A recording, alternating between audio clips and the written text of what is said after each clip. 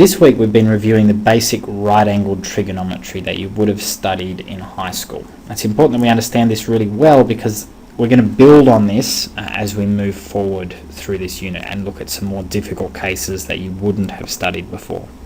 So to make sure you're up to speed, this week we've put together this flexible lesson of just some really basic trig questions that we'd like you to make sure you know how to do. So for all of these questions, when the question first comes up, it'd be great if you could pause the video and see if you can get the problem out yourself. If you can get through it, then just skip ahead to the next question, that's fine. But if you need to then watch the video and make I guess get the first few steps before you finish it, that'd be good too. So try to do as much of this on your own and then use the video as a guide for how to get through the questions. So in this particular triangle, we want to find the unknown side here, x, okay, and we know one angle and we know the length of the hypotenuse. I know it's the hypotenuse because it's across from the right angle. Okay, so this is my hypotenuse.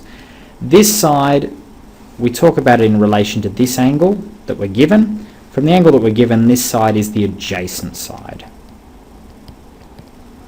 Okay, so I've identified what sides are at play here. Adjacent and hypotenuse. Hopefully we're aware that cosine is the trig ratio we'll be using here. Cos is adjacent over hypotenuse. Now, if we plug this into our calculator, so I've got 67.33. If I hit cos, I get this number here.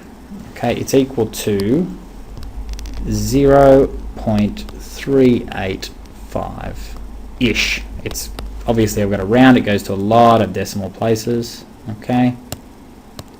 But this will do, this is close enough for our purposes. This number here, okay, remember cos is adjacent over hypotenuse, this number represents the ratio of these two sides. So x divided by 9.34 has to be this number. Okay, x divided by 9.34 has to be 0.385. And then we can work out what x is by solving this equation. I'm going to multiply both sides by 9.34. Okay, so 0.385 times 9.34.